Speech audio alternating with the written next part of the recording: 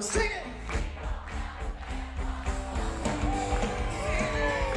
Everybody, Tim Charron here for howtobookgigs.com.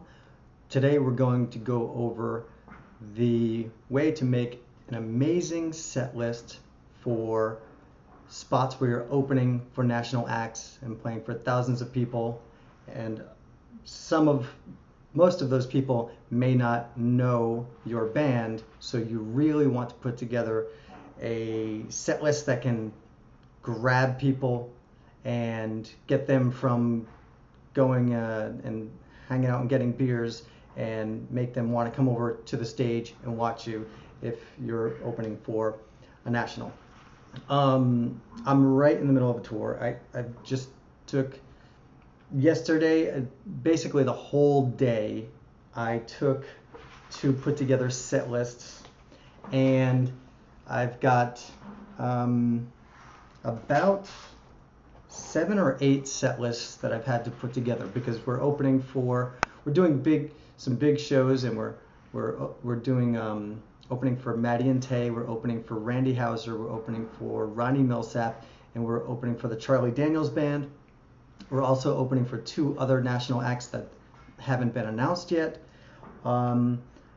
So I really stress out about it. Make sure that you watch till the end, because I've got an amazing tip that will be super valuable for you, just in general, when you're performing, when you're putting together a set list. It doesn't matter if you're opening for a national act or not, but it helps. So make sure you hang out for that tip. But basically, I try to put together the best possible set list because it's really important. So I'm just going to go over I'm going to go over the set list for Charlie Daniels and just kind of give you an idea of how I go about it. Let me find it. Here we go. Okay.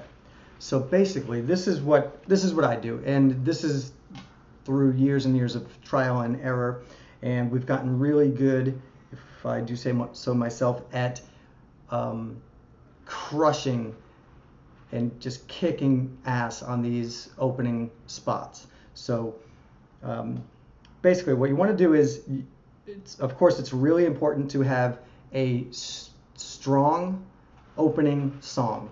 Now when I go to open for national acts, of course there's always that like push and pull, like should I play covers? Should I play more covers or more originals? You know, because you're there as your original act, your original band. So what I do is I of course do more originals than covers, but I love to, I'm a slave to the audience, basically. I want to give them what they want. And if there is 5,000 people in the audience, and 1,000 of them are there to see you, they're going to know your songs, but the rest of the 4,000 people are not going to know your songs. So you definitely want to throw in some covers, because if people are over in the beer line, like I said before, or just hanging out not watching the opening band, because a lot of people don't, and they hear one of their favorite songs, they're going to perk up and go, ooh, I need to go over there. Also, another tip is, if you have people cheering and singing along and kind of going crazy, people are going to hear that and they're going to wonder, whoa, what's going on? Who is this opening band? They're going to go and watch. So that's another great reason to put very singable and knowable cover songs. So for the past few years, I've been starting with our song Chasing the Sun. We also do a musical intro that we have played over the PA, which is the old 2001 Space Odyssey that Elvis Presley used to use, I think, for his comeback tour. I've been using that since I was in high school.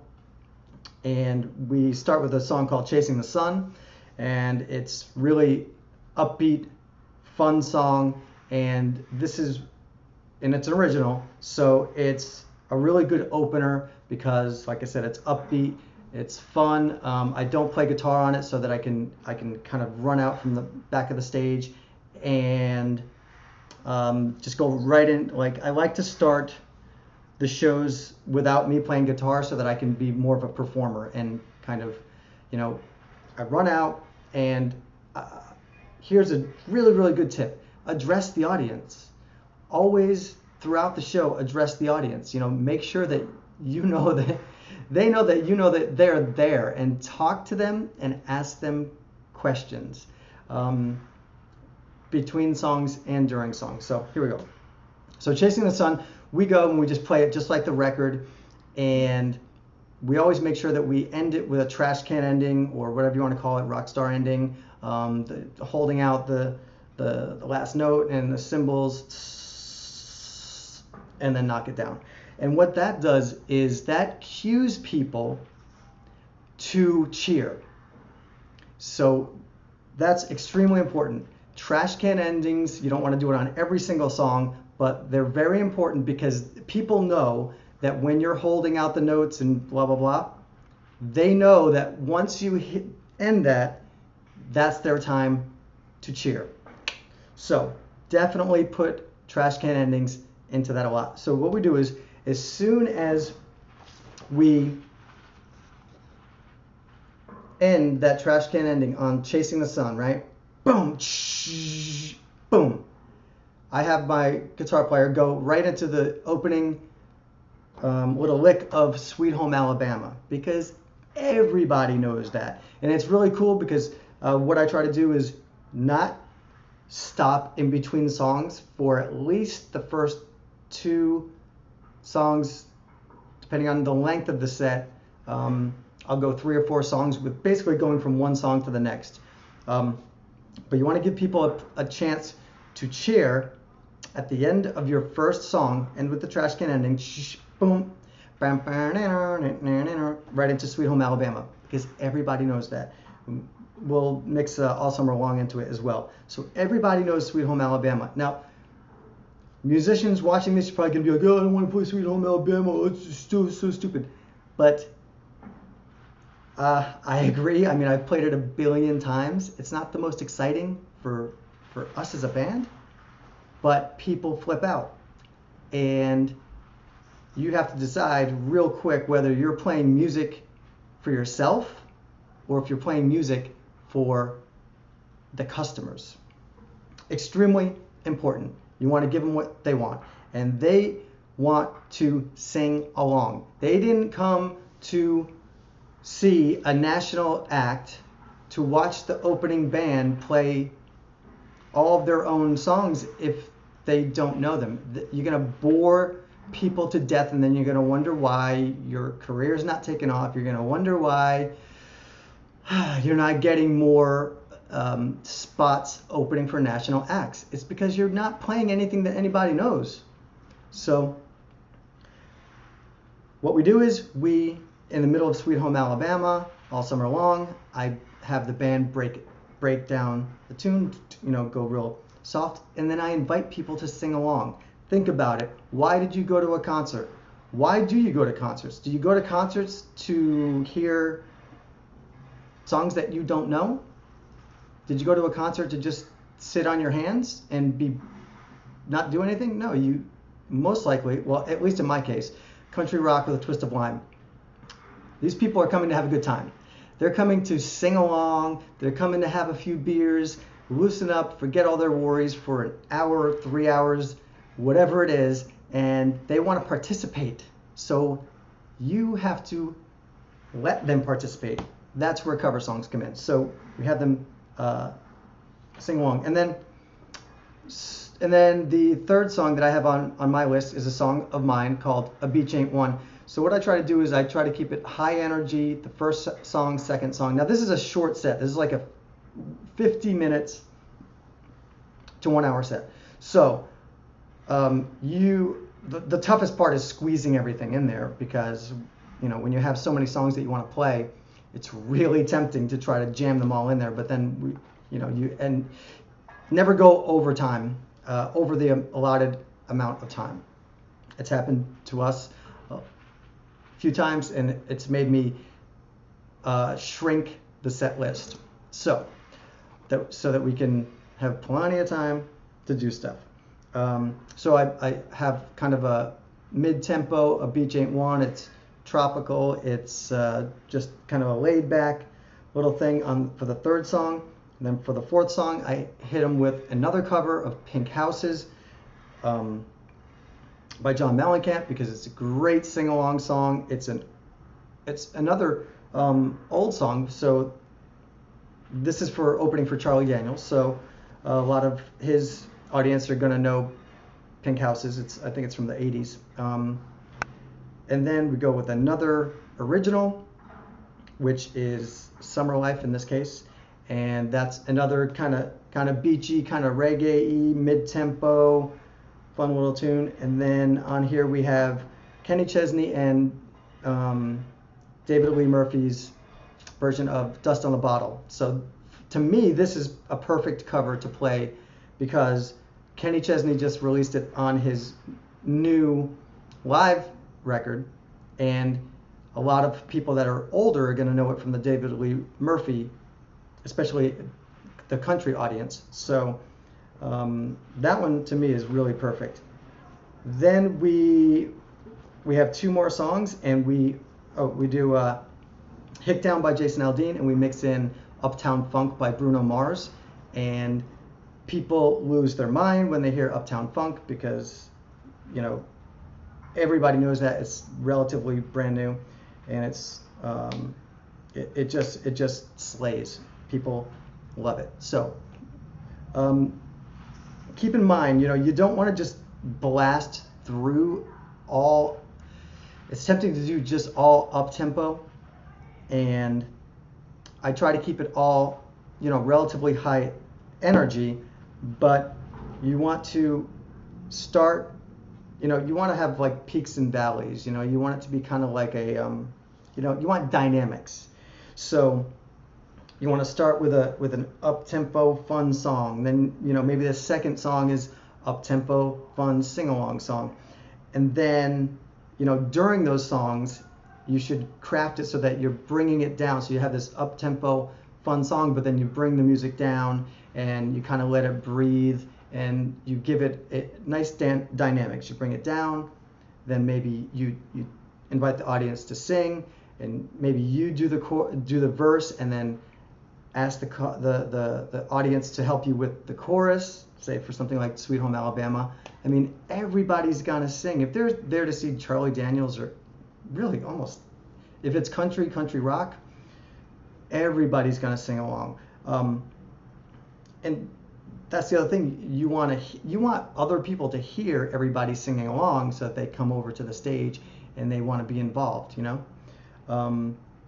So then, the third or fourth song, you want to kind of bring it down a little bit. If we've thrown ballads in to have like one slow song, because you definitely want to have dynamics. And then of course at the end, the last 2 or 3 songs you want to be just like bangers, really, fun up tempo. So that's Hicktown, Uptown Funk, and we have everyone sing along, of course, to Uptown Funk and everything. Now, the last song, I've been doing this for the past few years, and this is the big exciting tip, okay? The last song is my song. It's an original song. It's called Living the Dream, and it's really simple to sing along to, or to have the crowd interact. So it goes, put 'em up, put 'em up, put 'em up in the air, wave 'em around like you just don't care, got rock star roll like they've never seen, somebody scream, I'm living the dream. Now, what you want people to do is, you want people to put 'em up, wave 'em around, all that crap. So, and then you want everyone to scream when you say somebody scream. So, here's the tip. If you have a really easily sing-alongable song, or very easy audience participation song that is yours, that you wrote, put it at the end of the set and teach people how just that little chorus part goes, or if there's just one spot in the chorus that people can easily sing along to, before you start that song, teach them. I just take my acoustic guitar and I say, we're going to end with this song. This is how it goes. I hit the chords and I sing it and show them.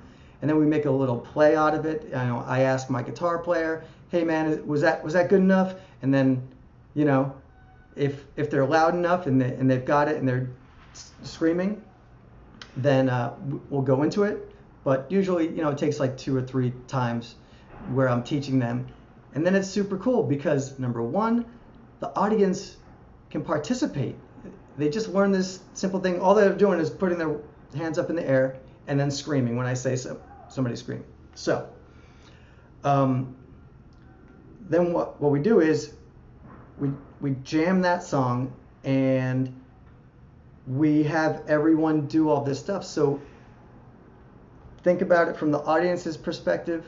They're there to have a good time. They're there to literally to wave their arms, sing along, and scream.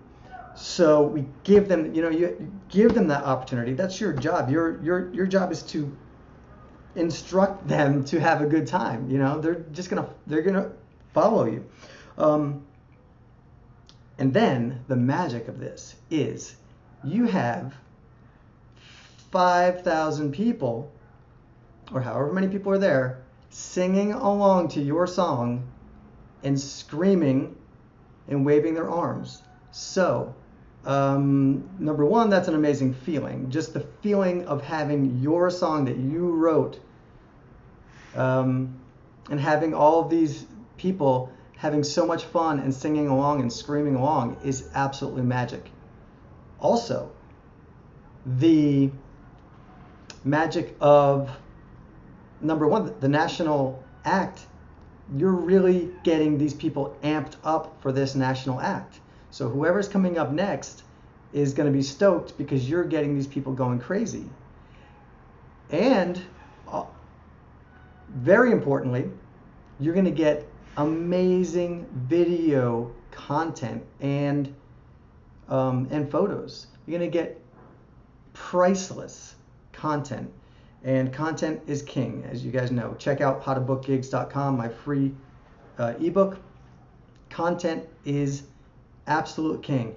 And when you put out video of 5,000 people singing and screaming along to your song that you wrote, it's going to blow people's minds. So there's my big tip. If you find this helpful, do me a favor. Number one, comment and let me know if you do any of these things when you're putting together your set list for your concerts. And let me know if you have any questions, because I would like to answer your questions on another podcast or vlog. And make sure you subscribe to the podcast and to my YouTube channel.